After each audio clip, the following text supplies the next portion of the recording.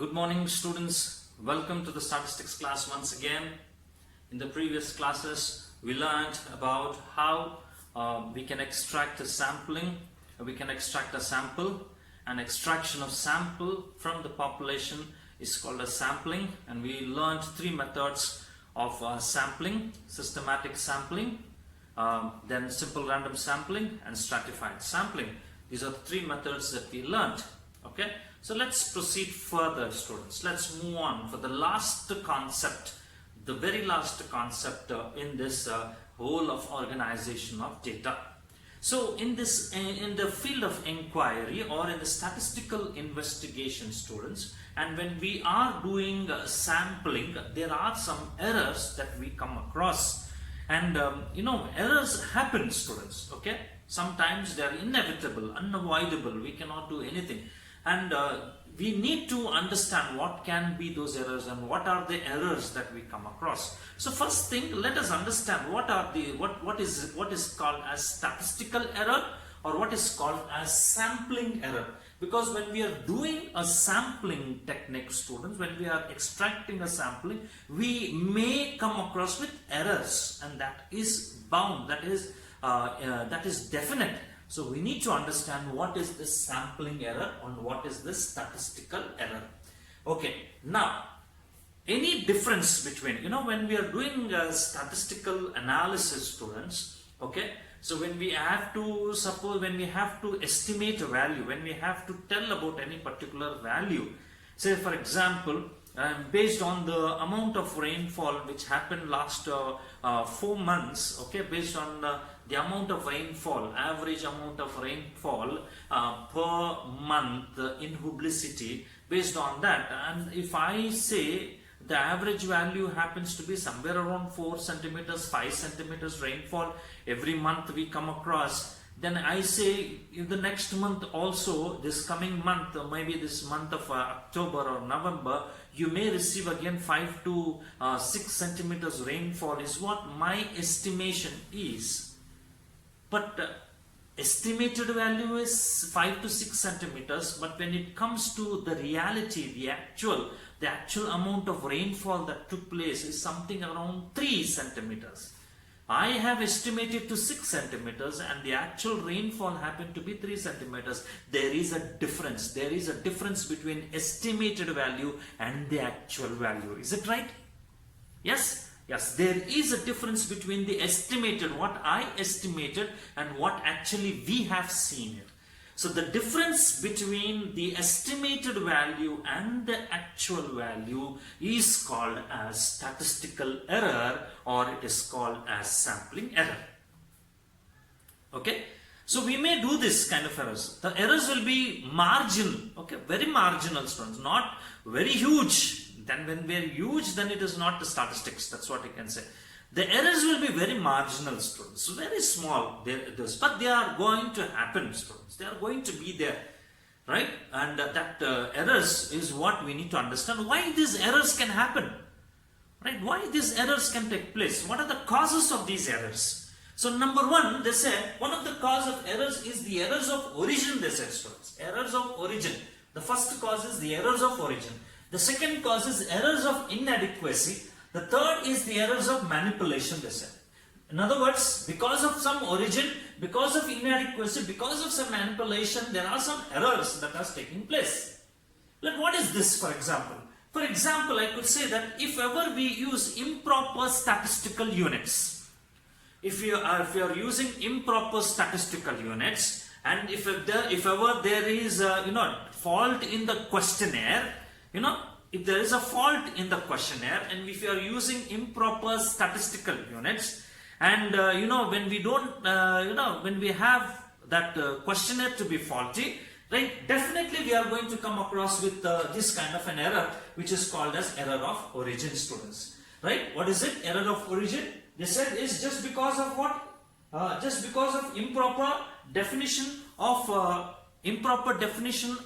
statistical units, improper use of statistical units. Some use inches, some use centimeters, some use kilograms. some use grams, some use pounds, some use kgs. These type of improper usage of statistical units will definitely leads to errors of origin. Even if there is a fault in the questionnaire, there is an error of origin. Even if there is a wrong method of inquiry that we do, we don't follow the right protocol, right procedure, right method of doing so. If ever we follow the wrong method of inquiry, we come across with error of origin. Three things, students: improper definition of statistical units, right? What is that? Improper definition of statistical units. There is maybe a questionnaire may be wrong, or maybe wrong method of inquiry. These three things will lead to errors of origin, students. Okay. Now the second one, errors of inadequacy. What do you mean by errors of inadequacy? It is all about incomplete data, students. It's all about what? If ever you have incomplete data, insufficient data, okay, there is no complete data. You understand? There is no completeness in the data. Right, some data is missing, and some data is only few numbers, few data is available to us, but we have not taken complete analysis, complete enumeration. We have not done about the survey. Only few of them when will do it. Definitely, it is going to have an errors of inadequacy. Okay, so when we don't complete that whole process. Maybe if we are taking some data from one particular house, if we take one or two information, remaining all other information we don't collect it correctly, then definitely it is going to be inadequate, insufficient. Okay, insufficient it would be, right? We have to collect from the selected informant all the related information completely. We have to take it. One or two questions if we leave also will be called as insufficient data. Insufficient data. You understand this? This is what it is. And the third one is called errors of manipulation. This is something like clerical errors, we can call them. What is this? The errors that occur at the time of analysis, students, when we are analyzing them. The errors that occur at the time of analysis. Right, they are called as clerical errors. Maybe while typing, while entering the data into that, when we misinterpret some numbers, right? Instead of 13, right? I dictate 13, and the typewriter, the person who is on the typewriter, he thinks it as 30, and he types it as 30. Then it would be called as what? Error of manipulation. Okay, I say 13, but he took it as 30 and he entered as 30. So it can happen so, right? These are clerical errors. At the time of analysis, these come across. So these are the three errors that come across usually in the sampling methods. Number one is errors of origin. Number two is errors of inadequacy. Number three is called as error of manipulation. Okay, and now errors, these sampling errors can be classified, students. They are classified into two classes, students, two big classes, right? You understand them. One is called as biased errors, and number two is called as unbiased errors, students. One, they are classified into biased errors, and number two is called as unbiased errors. What do you mean by this biased errors, students? What do you understand this biased? Okay, these errors, students, they occur with the notice of the investigator. The investigator knows that there is an error there. He knows there is an error in that survey. In that data, there is an error. And that type of an errors, we call them to be as biased errors. The errors that happen with the notice of the investigator. The errors that happen with the notice of the investigator, they are called as biased errors. The errors that happen without the notice of the investigator, right? Like for example, chance variation, which cannot be controlled, right? In this case, he knew there is an error, he allowed them to take place. That's why it is called as biased error. Unbiased error, it is without his notice. and we cannot control them, and they are called as chance causes of variations that takes place in statistics. So this type of errors, they are called as unbiased errors. Sampling errors are classified into two. One is biased errors and one is unbiased errors. Biased errors, the errors that occur with the notice of the investigator, biased error. Unbiased error, the errors that occur without the notice of the investigator, it is called as unbiased error. Now, how to measure them? How to measure these? The measurement of errors. There are two measurement of errors that we come across. Number one is called as absolute error, AE, we call it as. What it is? Absolute error, AE. Okay, how do we calculate this absolute error? The absolute error is the arithmetic difference. It is the arithmetic difference between actual value and the estimated value. Right? Absolute error is what? Is the arithmetic difference between actual value and the estimated value. Like I said in the beginning of the class, I said the actual rainfall is 3 centimeters. The estimated rainfall that I predicted or I estimated is 6 centimeters. So 3 minus 6 would be minus 3. That minus 3 is what is called as an absolute error. Understand, students? It is the arithmetic difference between the actual value and the estimated value. This is how we calculate the difference. This is what we calculate the error. Absolute error is one. Number two, the second type of error that we can calculate or measure is called as the relative error. The relative error is the ratio of, it is the ratio of, right? It is the ratio of absolute error, AE, absolute error. How do you calculate absolute error? By this.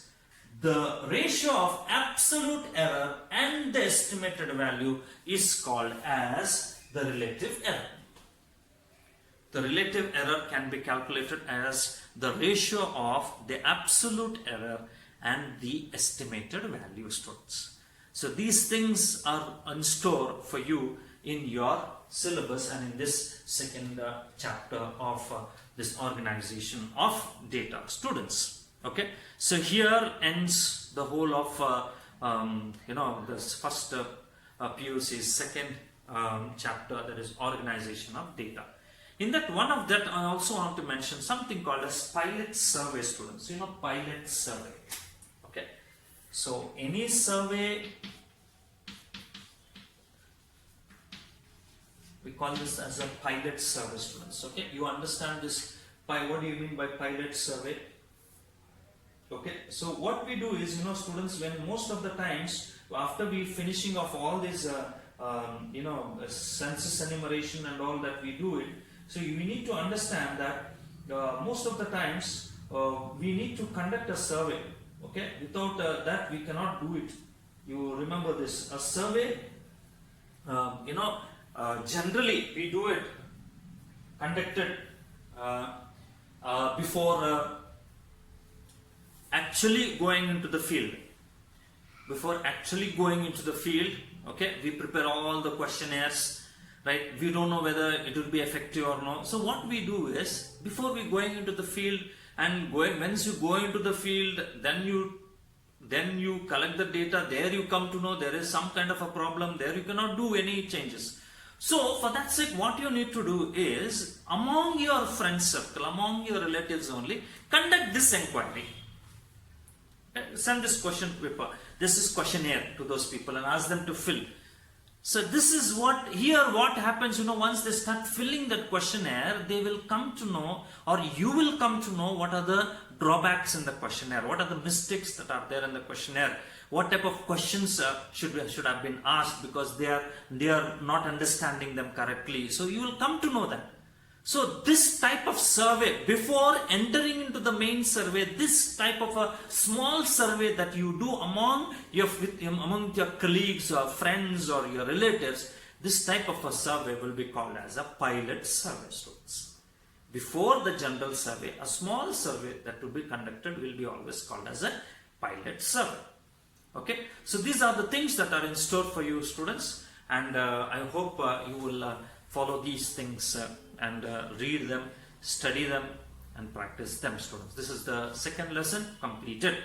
And now Till here you will be having your, till this lesson you will be having the portions for the first PUC. I hope you have understood first PUC, first unit test. Sorry, for example, till here you will have the portions of statistics for the first unit test of 25 marks. Okay, right. I want to speak to you regarding this, students, a bit. Listen carefully. It's for everyone. It's everyone here, right?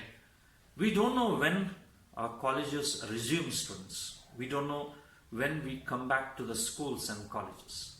It's going to be a difficult task for the ministers and for the bureaucrats to take a decision regarding this, because it would be all about risking the life of the students as well as the teachers. We don't know whether we will be coming or no. At the same time, if you just think about when there would be a vaccine, if there is a vaccine provided, can we be able to come to the schools and colleges? Right? How effective that vaccine will be, we don't know. Okay, whether it will really affect us, right? If we just inject a vaccine to us and we'll be able to fight against this COVID-19, we really don't know. All these things are all in store, students, but we don't know whether we'll be having very soon the real classroom atmosphere. You may virtually be online like this for the whole year and come back to only to write the examinations. It can also happen, students.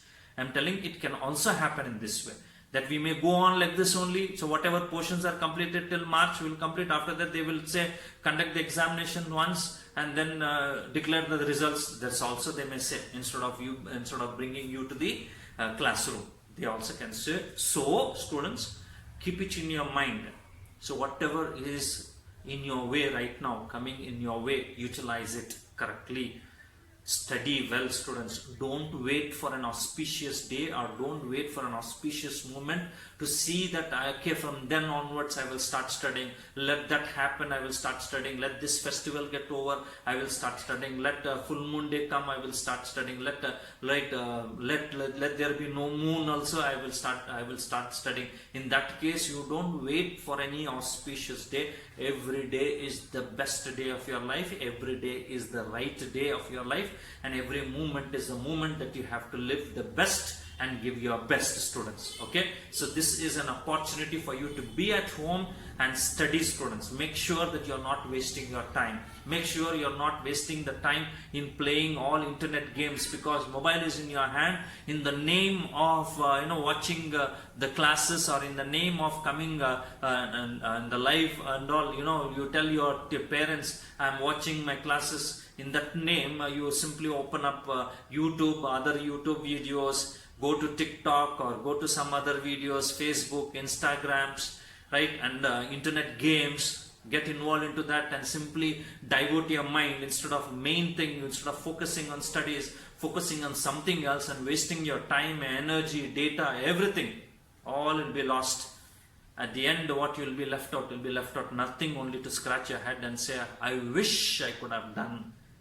I wish I could have studied. That regret should not happen, students. So don't bring your life into that regret. Keep studying. Okay? So first unit test begins from the Monday. Please prepare for it. Thank you, students. Thank you very much.